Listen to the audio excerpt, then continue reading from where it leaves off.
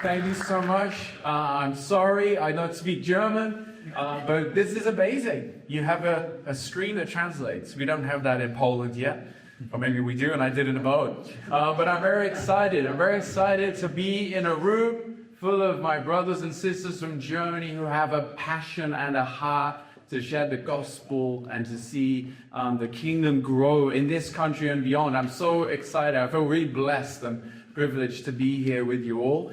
As Evie said, I live in Poland, in Breslau or Wrocław, with my wife and 2 kids, and we love serving Jesus together and with this missionary movement, reaching young people all around the world. That's our heart, that's our passion. I was walking through beautiful Marburg this morning and just looking at the town, thinking about the history, observing how many university students there are walking around, and I was just praying for this town and for the nation of Germany that this student generation would get to hear the name of Jesus. And then I saw that beautiful church over there near the castle, and I walked in, and it's, that beautiful big space, and I just felt like, oh God, I hope that young people still come here looking and searching.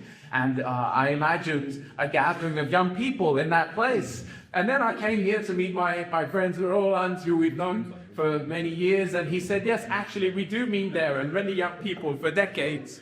And so it's amazing. That's so cool. And that is what excites me, to see the next generation finding Jesus, understanding Jesus in a way that makes sense to them, and they're experiencing God and experiencing His calling on their lives so that they could go out and reach their generation. And that's what we're praying for, that God would raise up a missionary movement in our time, in our churches, in our nations, to reach a generation that has walked away. Many who think that God is not for them. They think, church, that's from the past. They don't want to know anymore. And we've not missed now for decades, right? We're in second, third, maybe fourth generation of people who think that church is irrelevant in general in society. And there's this huge need for us to go to them, for us to connect with people again. That's the heart of what we do. I want to talk about that right now and in the next session. And maybe the easiest way to start with is to show you the kind of people I'm talking about. We say in our mission that we reach the... We use AWR. I believe in kids. Let's get to friends, then we can live in peace. Sorry, technology. It's not my computer. I want to show you this video. It's interviews in Polish Woodstock. Nowadays it's called Poland Rock. It's one of the largest festivals in Europe. We have around 700,000 to 800,000 young people coming to this festival every year. They come from Germany, from Poland, from all over Europe. And they go there just for a week for fun, music, drinking, drugs, freedom. And we go there with a team to meet them, to hang out with them, to talk, to hear them. And this interview was our team just going around asking, what do you believe in? And it's an opportunity to hear how young adults, young people feel today, what they think about when you ask the question of faith and belief. So let's try that again. Yeah. What do you believe in your heart? I believe in peace and love. Like, we can all be friends and we can live in peace. And I think this is the most important thing in life, to have a person who loves you and you can love. I believe myself in general. I'm not sure if I believe or not. It's a hard question. I believe in punk rock. I think God is dead, to be honest. The wars and everything, deaths of people.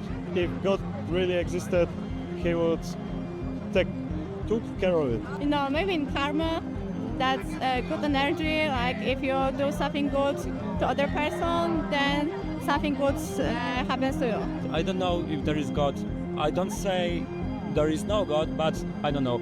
Everything is God. Everything is just human. I don't know. Everything is okay. I don't know how to explain that. Having fun and being yourself. I believe in energy with a twist. because I also pray to my angels, my guardian angels. It might be stupid, but yeah, it always brings me like kind of inner comfort, you know. I actually can't really believe in anything if it's like God related. It's hard for me to believe in something like that. If I could believe, I think I would believe in the reincarnation. I believe in people in life. All the bad things, all the good things, it's made from people. I don't believe in God. I believe that every person has a soul and every person has the good in them, and it's just a matter of how will they show it to the world. God for me is myself and other people surrounding me. I am a witch and I believe in ghosts. I believe in every God that exists. I believe in Jesus. I believe Jesus is God.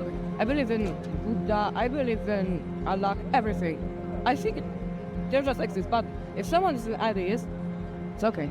Like something like a power that is above us. I don't know how to call it, but that there's a clue. I mean. That question is really important for us. I mean, us as a church in Europe, in Germany, all around the world. How can that generation, this generation, get to know? There are so many ideas, so many messages out there. How will they get a chance to hear in a way that makes sense to them? And I think there's an important one for us to ask, and it's an important one for us to carry in prayer. As we pray for this generation, God, how can they know? How can they see who you are? If they had the chance to encounter God, to know the love of Jesus demonstrated on the cross, it would transform them. But how can they have that chance to hear and to see it? Well, one day, we go to this festival every year. And one time when I was there with our team, I was looking at that crowd of people. I mean, tents as far as the eye can see, that massive multitude of young people in front of a stage. And I was just praying and saying, God, how can they know you? How can they hear? What chance do they have to know that you are here, that you're alive, that you made them, that you love them? And as I was praying that prayer, I felt like God gave me an idea. I felt like He said, why don't you go do a concert with your band in this festival? And I really liked that idea, but I tried explaining to God that it's very difficult to play with your band in a festival like that. You know, you have to be invited. And so I'm walking along and having this conversation with God, and I felt like He was telling me, you don't need permission to do a show in this festival. Just do a show. So I went back to our team, and I said, guys, I think we have to do a concert in this festival. And they said, how? I said, I don't know. Pick up the PA system. Let's walk into the crowd and do a concert. So we carried the PA system into the middle of that audience, and the security guards didn't notice. So we kept building up our PA, and we connected a generator. And then we started playing our music. And in my band, we play a style of music called riot rock. And that doesn't really exist. You can't Google it. But we started doing our music, and it starts like this. This isn't a concert. It's a protest. It's a protest against the lies that we've been told since the day that we were born. That we are here by accident. That life has no meaning. That you are all on your own, and you have to figure out life for yourself. That you can be whoever you want to be, but nobody can ever really tell you who you are. That life is just to buy stuff, get old and die one day, and that's it, and you'll die alone. Those are the lies we're being told, and we're here to protest against those lies. Now, at this moment, all the crazy people in the festival are gathering around and going, yeah, it's a protest! So all the crazy people are gathering, and we're doing our music, and in between the songs, we're talking about loneliness, about broken hearts, about the search for meaning in life, about how we all want to do something meaningful, but we don't know how, we don't know where to look for it. And eventually I'm pointing to where we find that hope, that we were not put here by accident, but that we were made by a loving God. And as I start to talk about God, I say, I know. When I start talking about God, you immediately start thinking, oh, he's one of those religious guys, or it's about politics. You know, in Poland, we have that really mixed up, and people start thinking that. And so I said, I'm not here to defend a religious institution or politics. I'm here to talk about a man called Jesus who came and he lived on these dirty streets. He lived in our broken homes. He was one of us. And yet he died a horrible death so that he could defeat the death that is inside me and inside you. And he came back to life. And he's here right now. And he's not just for religious people, but he's for me and you. When I say that, the crowd is on quiet. And I say, if you want to make peace with God, you feel like, I'm not religious, but you want to make peace with the one who made you, then I want to pray for you right now.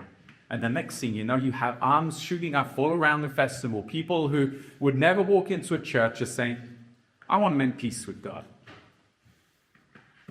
And then we get to pray, and we spend hours praying with people and talking and saying, what's going on in your life? That was on 1 year. We did this. The next year, we got a call from one of the organizers of one of the stages. And he said, we'd like to invite your band to play on our stage. And we were like, what? That's crazy. How is that possible? Why? And he said, well, last year I was walking through the festival and I saw an illegal concert happening. And these were his words. He said that there was a fire in the crowd. And I'd like that fire at our stage. Now, it turns out he was Hare Krishna. And the stage had this theme of New Age and Hare Krishna movement. And he said, I want you to come play. So we went and we did our concert on that stage. We preached the gospel loud and clear the same way we had the year before. And we went and spent hours praying as people came forward to the stage to respond, to say they wanted to know Jesus. The truth, I believe, is that the gospel is powerful today, even for a very secular culture. A culture that's forgotten God. A culture that often feels so apathetic to God, to the church. There's a spiritual hunger in this culture. So those are the two things I believe, that the gospel is powerful in secular culture and that there is a spiritual hunger in the secular culture. And I know I'm speaking to people who know that. You guys are doing this as well in Germany, many different ways, through different ways of connecting with people. And I want to just remember some of the things that drive our hearts and our passion to see this generation come to know him. And I want to turn to that text that we all know in John 4, when Jesus met a Samaritan woman. And I just want to remember together some of the things we see in Jesus, in our Lord, our Master, how he did it, how he connected with somebody who's far. So John 4, verse 7 onwards, when a Samaritan woman came to draw water, Jesus said to her, will you give me a drink? His disciples had gone into the town to buy food. The Samaritan woman said to him, you are a Jew and I am a Samaritan woman. How can you ask me for a drink? For Jews do not associate with Samaritans. And Jesus answered her, if you knew the gift of God and who it is that asks you for a drink, you would have asked him, and he would have given you living water. Sir, the woman said, you have nothing to draw with, and the well's deep. Where can you get this living water? Are you greater than our father Jacob, who gave us the well and drank from it himself, as did also his sons and his livestock? Jesus answered, everyone who drinks this water will be thirsty again. But whoever drinks the water I give them will never thirst. Indeed, the water I give them will become in them a spring of water welling up to eternal life. And the woman said to him, Sir, give me this water so that I won't get thirsty and have to keep coming here to draw water. And I want to just point out a few things that have for years now stayed in my heart from that story and been a driving force for the kind of work we do. The first one is the amount of barriers Jesus breaks down to get to this woman.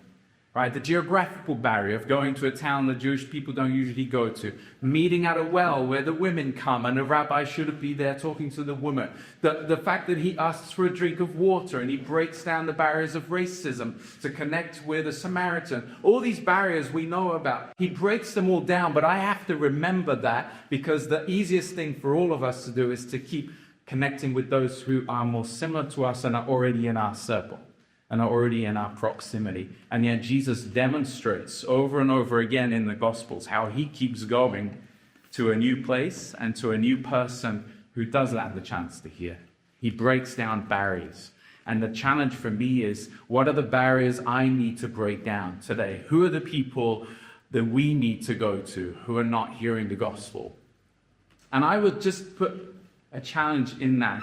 When we hear that story and this message that many of us have probably heard or thought about before, what jumps to our mind are the marginalized. And the marginalized of our cities need to hear the gospel. They need to be helped. They need to be cared for. But often the ones who are the least reached, who are not walking into the church, are those who don't have a material need, but have a deep spiritual need. And they're the Germans who have grown up in a secular university and context who think, I'm a church, it's not for me. And often you guys might feel the same way we do in Poland, that they're often the hardest to reach. They're the hardest to connect to. And so it's easier to not have to engage with that very secular culture. But they are the Samaritans or the Samaritan women in some way, because they're spiritually hungry and they don't know. The second thing about this is the way Jesus engages with her, because he could have been an impact evangelist. You might look at what the story I just showed and say, oh, it's impact evangelism. Well, Jesus could have walked up to the woman and said, hi, my name's Jesus. I'm the Messiah. Follow me. And maybe she would have followed him. But that's not what he does. He turns up at the well and breaks down the barriers, and he asks her for water. And he gets her thinking. He provokes her in a creative way. And he talks kind of enigmatically, right? He says, if you knew who it was that's asking you for water, you would have asked me, and I would have given you living water. And this whole conversation shows a very creative and provocative way that Jesus engages with the woman. And I think that is what this secular culture needs today. This culture needs to be provoked again. It needs to hear the message about Jesus in a creative way, in a way that will make people go, I never really thought about God in that way. I don't usually like hearing about Christianity or about church, but you just made me think again. That's one of my favorite reactions when I'm going and doing what we do and I talk to people. I love it when they say, I've never really thought about that. Yes, we need to help them think again. So what can we do in our cities today that can be shocking and provocative and creative to catch the attention of a secular culture that thinks that God is not for them anymore? And the third and last thing I want to point out is that from that point, where the woman's going, what's going on? Who is this guy? What is he talking about? He then goes to her heart, because he recognizes that the last barrier she has is the barrier of pride, because she says, do you have a well like we do? This is our well. Jacob built this well. She's got this pride. I have everything I need. I have the water. I have the well. It's the same reaction many in a secular culture today give us. I don't need your God. I'm all good. I'm okay. I have what I need. We have our material lives. I don't need this. And yet Jesus then goes straight to her heart and he says, you don't understand. What I'm offering you is something that nothing in this world can provide. There is a thirst in your soul that this well will never provide for. And that's what this generation needs to hear. There is a thirst, a spiritual thirst in your heart that only meeting God can provide for. So I believe we need a missionary movement today to break down the barriers to get to these guys, this generation. We need to be creative and provocative in the way we share the gospel. And we need to go to their hearts. What are their heartfelt needs? What are the questions they're asking? We need to hear that. And that's why we do a video like that. And I want to go through a few thoughts related to how people are thinking today. And I'm not sure if I'm going to get to make this work. Kind of like click it alongside me. Sorry, I've lost the line basically. Oh, there it is. Great. I want to go through with you guys what I call 7 lies of secular culture. And I'll do it very briefly, and then we'll stop for a break and a discussion around it.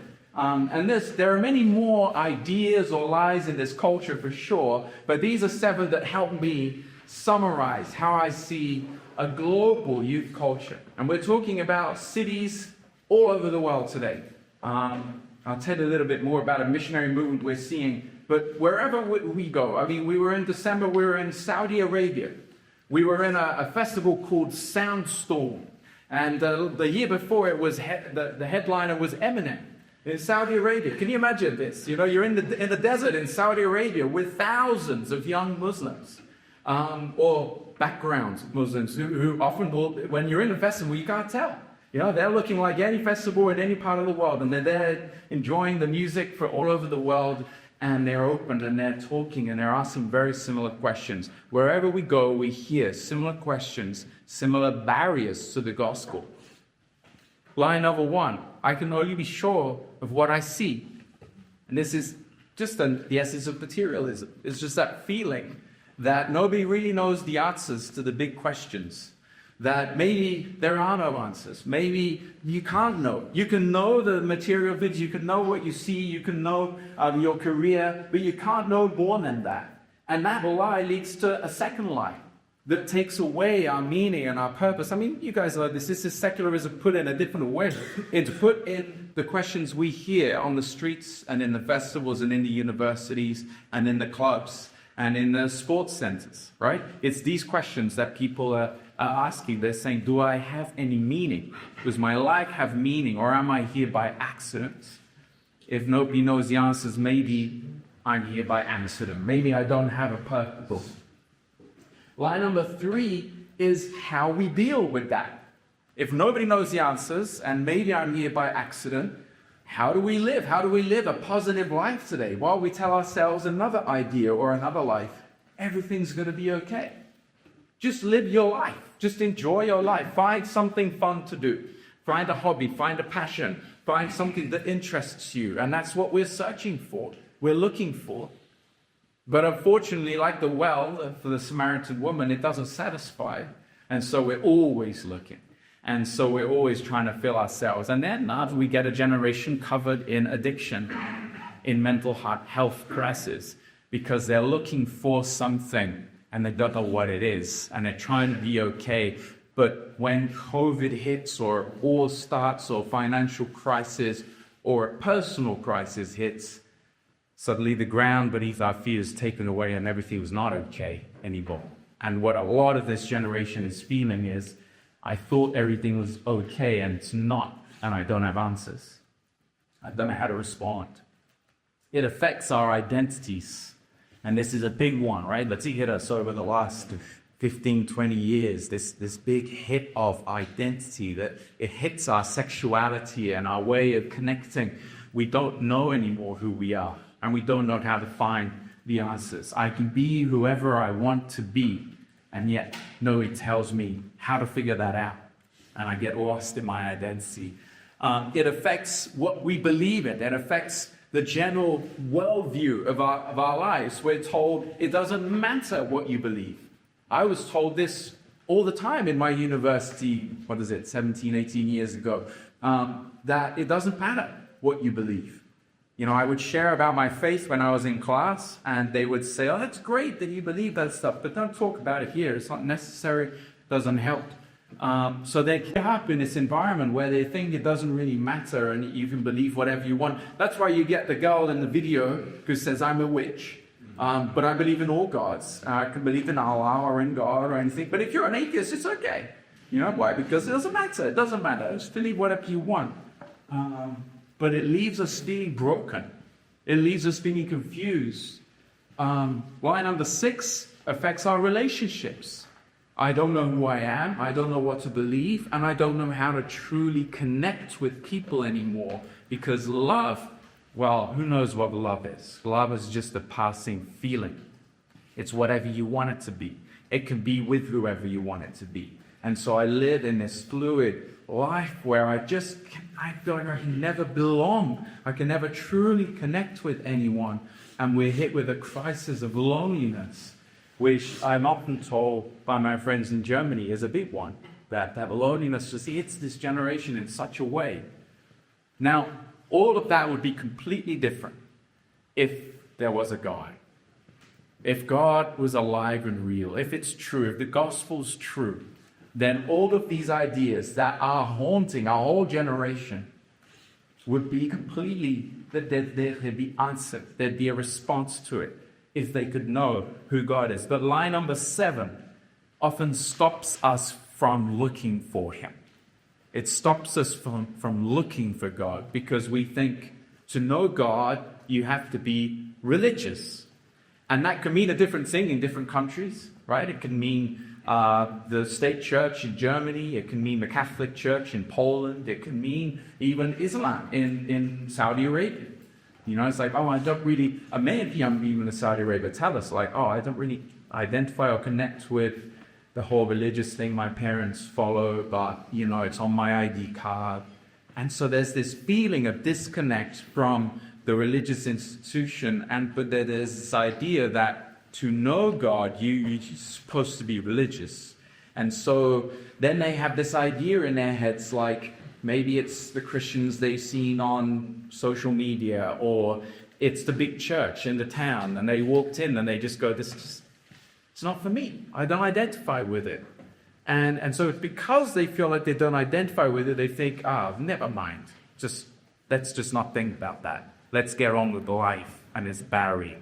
It's a barrier. So I'll go in, on the second session, I want to go into more about how more in depth we respond. But I want to just briefly at the end here point out how powerful the gospel responds to every single one of the ideas at the core of our secular society.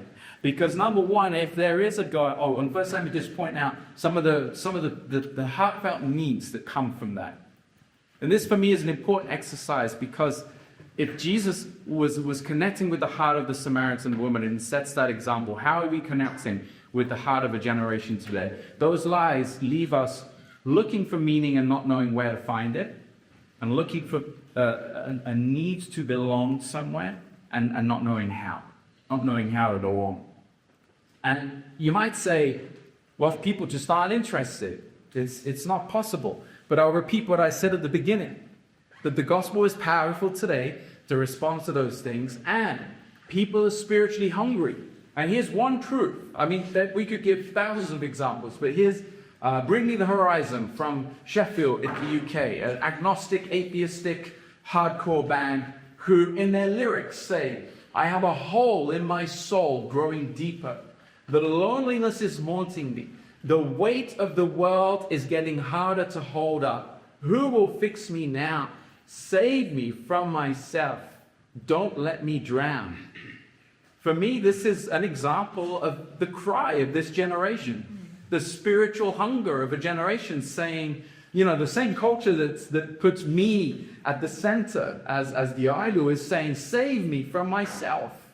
Somebody tell me what's true. Somebody help me. I'm drowning. I'm full of loneliness. I'm broken. I'm carrying a weight, but I don't know where to find answers. Somebody tell me. I mean, there's so much hunger and passion in this, and it's all over.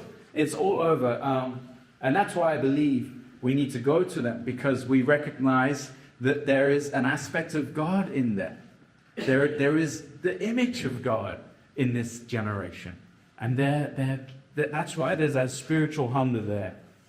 So if there is a God, then I can be sure of so much more than the things that I see. And I've seen it. This generation is so hungry to know that there is more than this material world. And they need us to go and to show it, to connect with that idea.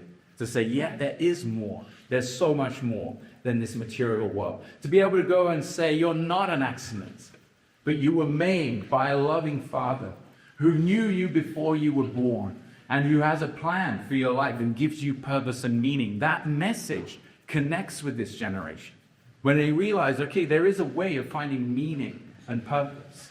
If there is a God, then everything is not okay until I meet him. They need the gospel truth. The lies of this culture, they're looking for gospel truth that can give them straight and clear. Yes, it's true. Everything's not okay. That's true. It'll only be okay when you meet the one who made you. It's refreshing. It might be challenging, offensive, to many, but it's refreshing. It's what they're looking at. I go, nobody tells me this anymore. I need to know that things are not okay until I find him. If there is a God, then I don't have to figure out who I am all on my own, but I can be the man and woman that God made me to be. I can find true identity, maybe for the first time. I can start to discover who I truly am when I meet the one who made me.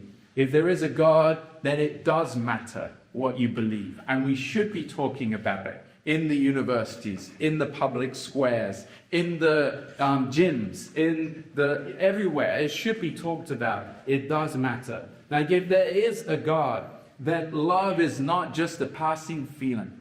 But the love that the Bible describes is often exactly the love they're looking for. A sacrificial love that lays its life down for the other. That love that is long-lasting, that is eternal, that is not selfish, that is not self-centered. That love, the love that there is no greater love than he who gives his life for his friends. All of this, all these passages we know, Corinthians 13, of Jesus describing, is exactly the kind of love these guys are looking for, and they don't know. They don't know and they can't hear it unless you communicate it in a way they can understand. And finally, I need to be able to go to them and show them that they don't need to be religious in the way they're thinking to find God. They can find God at polished wood salt. And they can hear that, hey, God is for you too. You can make peace with God right here, right now. You can have an encounter. You can start to think and open yourself to something new. And that is a very important message for so many today. Because it might sound obvious to us. But for many of them, they just don't know or realize that knowing God is so much bigger than a particular church culture or denomination or building. They don't know. And so they'll only know if we can go to them and demonstrate that and show that. So maybe I'll leave it there for now. And in the next session, I want to go more into how we bridge that gap. Because I think one of the most important things for us to think about when we look at secular culture in our cities, or when we look at this young generation, this next generation that doesn't realize that God is there for them, that we need to go to them rather than wait for them to come to us. And going to them is what we're called to do since the beginning, since the New Testament, since the Great Commission. And we have centuries and decades of thinking about how to be missional, how to go to people, how to be missionaries. But have we really applied it enough in our secular culture? If we understand the gap, the cultural gap that there is today in our own cities, have we made the same efforts that missionaries for centuries did in going to countries and learning languages and translating the Gospels and carrying their coffins on a ship to get there? Have we made the same efforts to reach our secular culture today? Do we have missionaries who have committed their lives to understanding the ideas of our culture, to go into the festivals and the universities and the places and being there, present and engaging in a relative, creative, provocative way and speaking to young people's hearts in a clear way? Have we raised up a new missionary movement that can do that? And I think that there are many great examples, but that is one of my greatest prayers today. God, would you raise up a missionary movement that truly engages secular culture, that is bold, that is creative, and that is truly listening to the culture around it. So I'll leave it there for now, and everyone pass the word back to you.